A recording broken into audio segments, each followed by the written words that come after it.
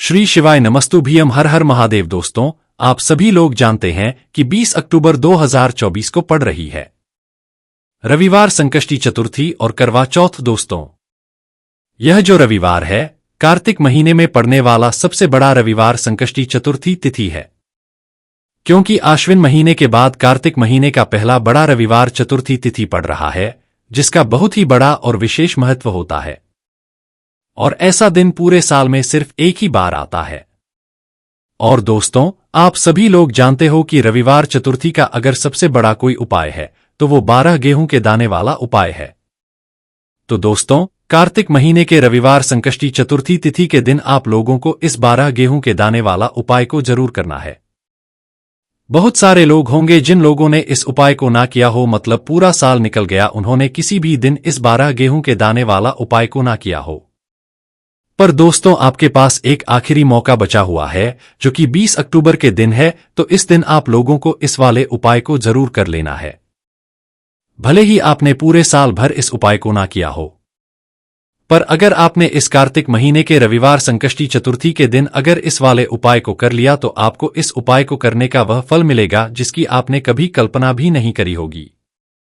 इसीलिए आप लोग इस वाले उपाय को एक बार जरूर कर लेना, ताकि आप लोगों के हाथ से यह मौका ना जा सके और आपको इस उपाय को करने का फल मिल सके। दोस्तों, यह उपाय पंडित जी ने अपनी अभी की ही शिव महापुराण की कथा में बताया है, जिस उपाय को आज हम आपको बहुत अच्छे से समझाने वाले हैं। इस वीडियो को देखने के बाद इस उपाय को समझ के लिए आपको कोई और वीडियो को देखने की जरूरत नहीं पड़ेगी।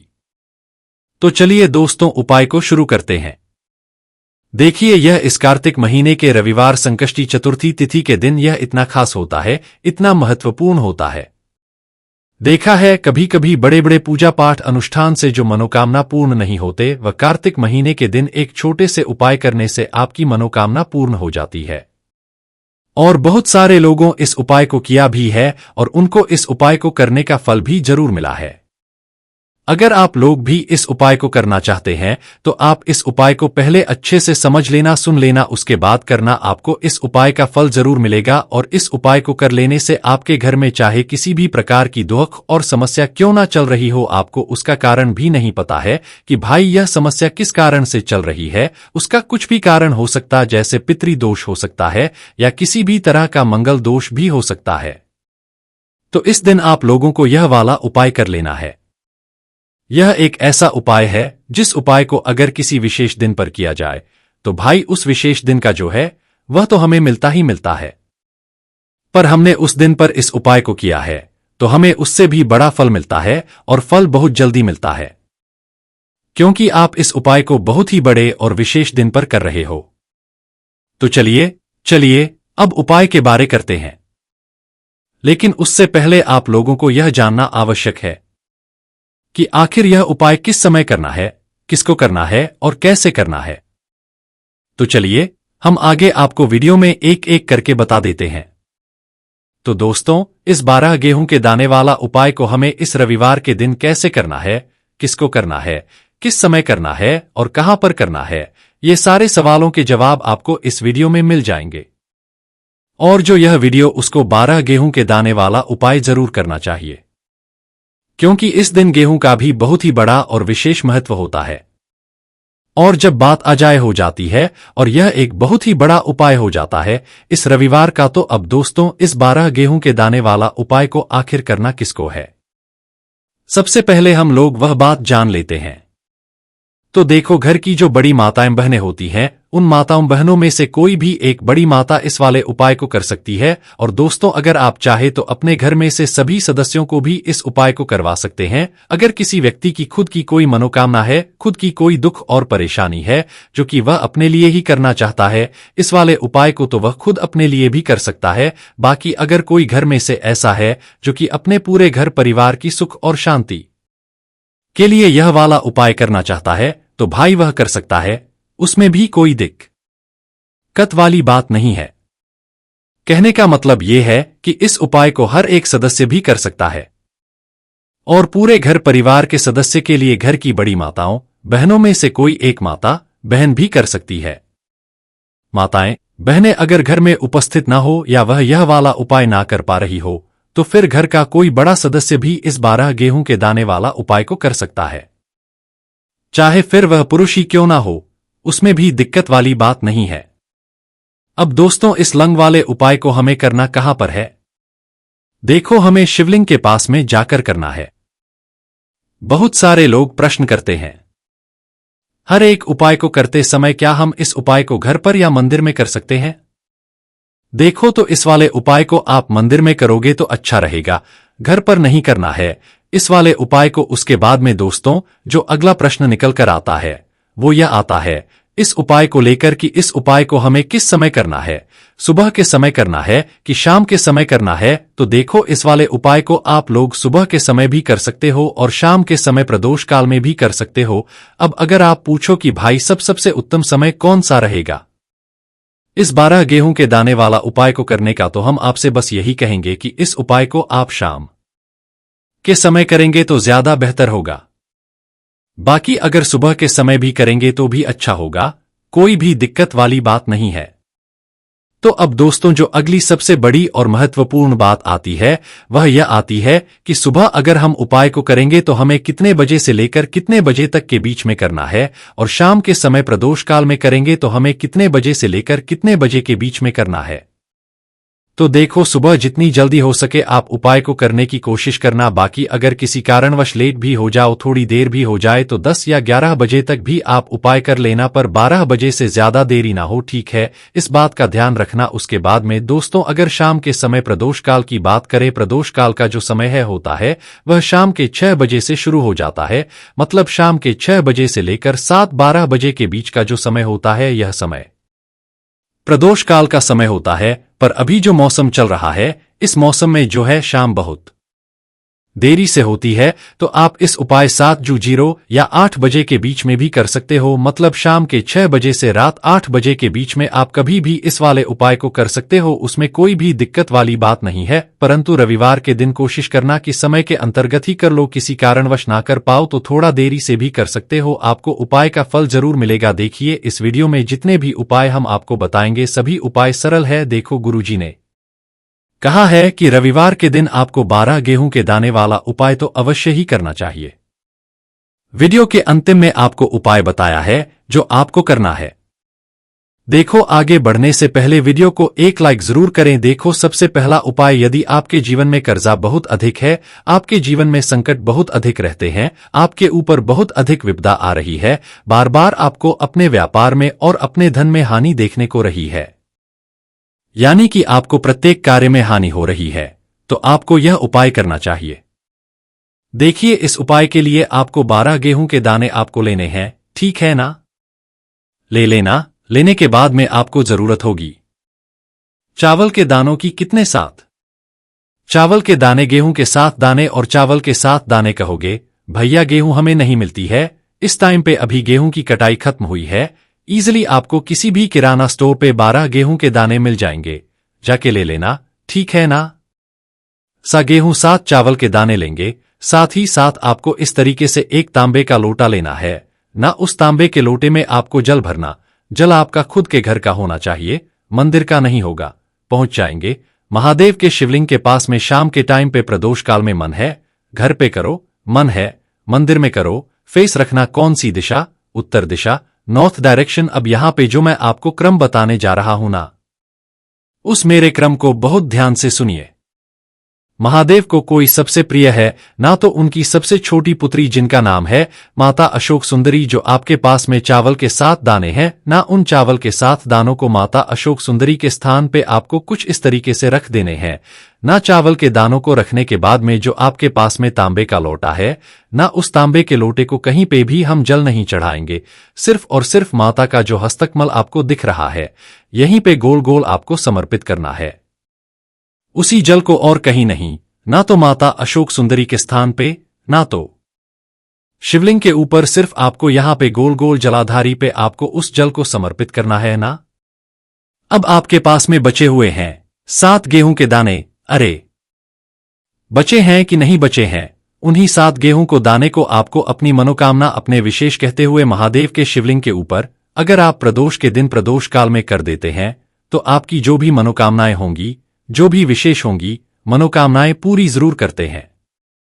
अन्न को समर्पण करने से, उस खासकर गेहूं को समर्पण करने से हमारी इच्छाएं पूरी होती हैं, और अगर वो दिन प्रदोष का दिन हो तब तो इससे सुंदर सहयोग कुछ भी नहीं हो सकता। आपकी इच्छाओं को पूरा करने के लिए बहुत स्पेशल, बहुत प्यारा सा उपाय आप सभी को जरूर करना है। ध्यान ना रखिएगा, यह उपाय प्रदोष काल में करना है, सुबह के टाइम नहीं कर सकते। ठीक, चलो तो पहले उपाय की तो हमने यहाँ पे बात कर ली है। देखिए, इस उपाय के लिए आपको मात्र एक लौंग का जोड़ा लेना है, यानी कि 2 फूल वाली लौंग लेनी है। साथ में आपको मात्र थोड़ा सा शहद लेना होगा, और इसी के साथ में आपको तांबे के पात्र के अंदर शुद्ध जल लेना होगा। अब देखिए, इन सभी सामग्रियों को लेकर के आपको भगवान शिव के मंदिर में पहुंच जाना है। देखिए, ये उपाय आप सुबह से लेकर शाम तक कर सकते हैं। तो वह सबसे पहले तो आपके पास जो 2 फूल वाली लौंग है, उन्हें आपको शहद के अंदर अच्छे से डुबो है, यानी कि दोनों आपको अच्छे से शहद का लेपन कर देना है। अब आपको जो आपके पास एक लोटा जल है, सबसे पहले तो उसे शिवलिंग पर धीरे धीरे समर्पित करना है, और श्री शिवाय नमस्तु भयंकर इसका जाप करते हुए समर्पित कर देना है।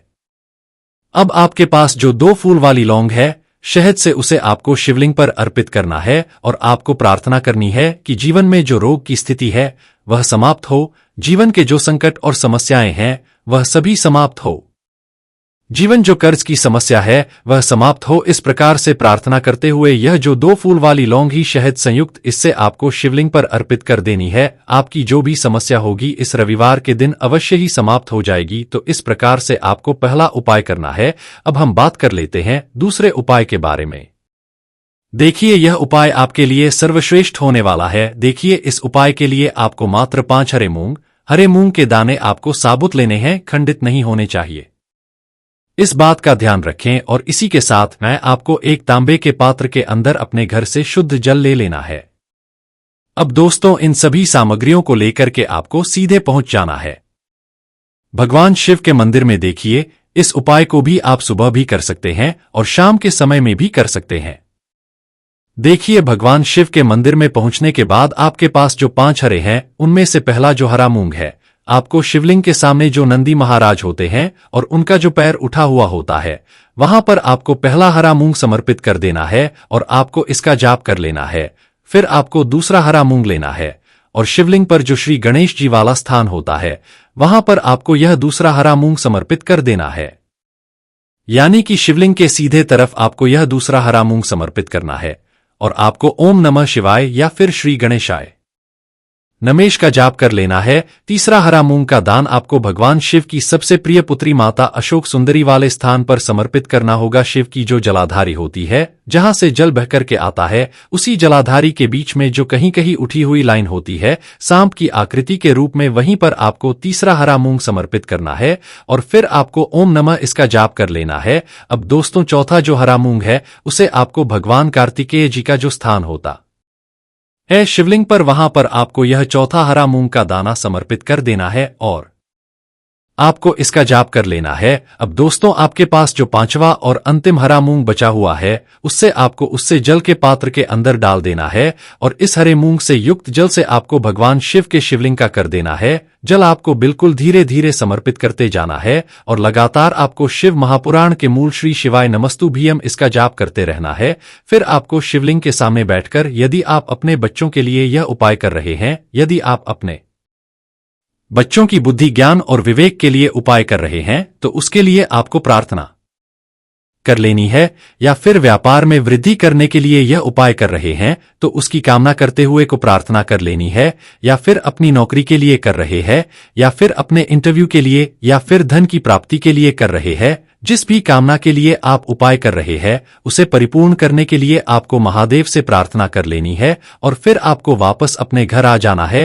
पूज्य गुरुजी ने कहा है कि जो भी व्यक्ति इस उपाय को कर लेता है, तो यकीन मानिए आपके जीवन की जो सारे संकट, कष्ट और बाधाएं ही वह सब समाप्त होंगे। अब हम बात करते हैं अगले उपाय की। इस उपाय के लिए आपको एक दीपक लेना है। दीपक आप मिट्टी का भी ले सकते हैं और शुद्ध आटा मढ़कर उसका दीपक भी आप तैयार कर सकते हैं। दीपक के अंदर गोल बाती का प्रयोग करना है और दीपक के अंदर आपको शुद्ध घी का प्रयोग करना है। इसी के साथ में आपको मात्र एक फूल वाली लौंग लेनी होगी। अब यह एक दीपक और एक फूल वाली लौंग लेकर के सीधा आपको पहुंचना होगा बरगद के वृक्ष। वहां पर देखिए, सबसे पहले तो आपके पास जो एक फूल वाली लौंग है उससे आपको बरगद के वृक्ष की जड़ में समर्पित करना है। देखिए, अगर आपके जीवन में कोई भी बड़ा संकट आने वाला है, कोई भी बड़ा कष्ट आने वाला है, तो वह इस उपाय के माध्यम से दूर होने वाला है। महादेव की विशेष कृपा रहेगी कि जो भी संकट आपके जीवन में आने वाला होगा वह भी दूर हो जाएगा। तो आपको एक लौंग समर्पित करनी है बरगद के वृक्ष की जड़ में और वहीं पर आपको जो गोल बाती वाला दीपक जो आप लेकर के गए हैं उसे भी वहां पर प्रज्वलित कर देना है। वटकेश्वर महादेव का नाम जाप करते हुए देखिए, जब भी आपको जीवन में इस साल लगने लगे कि आपके जीवन में कुछ भी अच्छा नहीं चल रहा है, तब भी आपको ये उपाय करना है। तो इस प्रकार से आपको यह उपाय करना है। अब हम जान लेते हैं चौथे विशेष उपाय के बारे में। देखें, यदि आपके विवाह में, शादी में कोई भी समस्या आ रही है, यदि आपका जो कर्ज है वह दिन बढ़ते ही जा रहा है, तो आपको यह चमत्कारी उपाय करना चाहिए। कोई भी समस्या अगर जीवन में है तो उसे दूर करने के लिए आपको ये उपाय करना चाहिए। मंगल दोष से जुड़ी हुई समस्या भी है, तब भी आपको यह उपाय करना चाहिए। देखिए, इस उपाय के लिए आपको एक तांबे के पात्र के अंदर अपने घर से शुद्ध जल लेना है और इसी के साथ में आपको एक चुटकी लाल चंदन लेना होगा। अब आपको क्या करना है कि जो लाल चंदन आप लिया है उसे आपको उससे जल के पात्र के अंदर डाल देना है और यह जल जो है आपको लाल चंदन से युक्त तैयार कर लेना है और यह लाल चंदन से युक्त जल आपको भगवान शिव के मंदिर में लेकर के पहुंचना है। लेकिन यह उपाय भी आप सुबह से लेकर के शाम तक कर सकते हैं।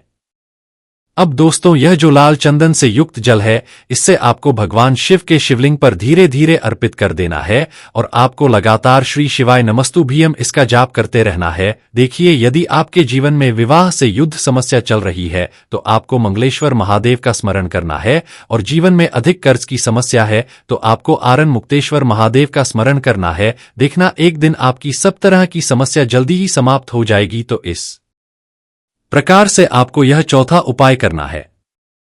अब हम जान लेते हैं अंतिम और पांचवें उपाय के बारे में। देखिए, रविवार का दिन है और हनुमान जी भगवान शिव के रुद्र अवतार हैं, तो यह उपाय और खास हो जाता है। तो यह जो उपाय है विशेषकर आपको हनुमान जी के वहां पर ही करना होगा। देखिए, जब भी आपको ऐसा लगने लगे कि आपके जीवन में जो कर्ज है वह समाप्त ही नहीं हो पा रहा है, दिन प्रतिदिन बढ़ाते ही जा रहा है, कष्ट जो है वह दिन प्रतिदिन बढ़ाते ही जा रहे हैं, कष्ट जो है वह समाप्त ही नहीं हो पा रही है, यानी कि जीवन में जब भी कोई विपदा आती है, संकट आता है, तो हमें संकट मोचन हनुमान जी के में जाना चाहिए। लेकिन यह उपाय बहुत ही खास है। इस उपाय के लिए आपको एक चौमुख दीपक तैयार करना होगा। आपको एक दीपक लेना है। दीपक के अंदर 4 बाती आई। बाती के लिए आपको मोली वाला धागा आता है, कलावा का उसकी भी बना सकते हैं, या फिर आप सफेद रुई की जो बत्तियां हैं उन्हें भी बना सकते हैं। अब आपको लेना है एक कटोरी सरसों का तेल और अब इस दीपक के अंदर या तो आपको चमेली का तेल डालना है या फिर आपने एक कटोरी सरसों का तेल लिया है, उसमें आपको सरसों का तेल डालना है और इसी के साथ में आपको मात्र एक फूल वाली लौंग भी लेनी है। देखिए, अब जो ये दीपक है और लौंग है, इन दोनों का आपको हनुमान जी के मंदिर में लेकर के पहुंचना है। अब सबसे पहले तो यह जो चौमुखी दीपक है, इसे आपको हनुमान जी के सामने प्रज्वलित करना है। दीपक को प्रज्वलित करने के बाद आपको वहीं पर एक बार हनुमान चालीसा का पाठ करना है या फिर आप आरण मोचक स्रोत का पाठ भी कर सकते हैं। अब आपके पास जो एक फूल वाली लौंग है उनसे आपको अपने सीधे हाथ में रखना है। आपको प्रार्थना करनी है हनुमान जी से कि जीवन की जो भी संकट है, विपदा है, वह सभी आपकी कृपा से दूर हो और यह जो एक लौंग है इससे भी आपको उससे चौमुखी दीपक के अंदर डाल देनी है और अपनी मनोकामना बोल देना है। गुरुजी कहते हैं कि कुछ दिनों में ही आपकी सब मनोकामना पूरी हो जाएगी। तो इस प्रकार से यह सुंदर सा और सरल सा उपाय करना है। देखो, आज की वीडियो में हमने आपको जितने भी उपाय बताए हैं सभी उपाय बहुत ही सरल है जो आपको करने हैं। देखना, आपके जीवन के सारे संकट और कष्ट दूर होंगे। और गुरुजी ने कहा है कि रविवार के दिन आपको चौमुख दीपक वाले उपाय को आपको अवश्य ही करना चाहिए। इससे आपके जीवन से चारों तरफ से आने वाले संकट दूर हो जाएंगे। तो दोस्तों, आज के इस वीडियो में हमने आपको 5 महा उपाय बताए हैं। जो भी आपको आसान लगे वह आप कर सकते हैं। श्री शिवाय नमस्तुभ्यम, हर हर महादेव।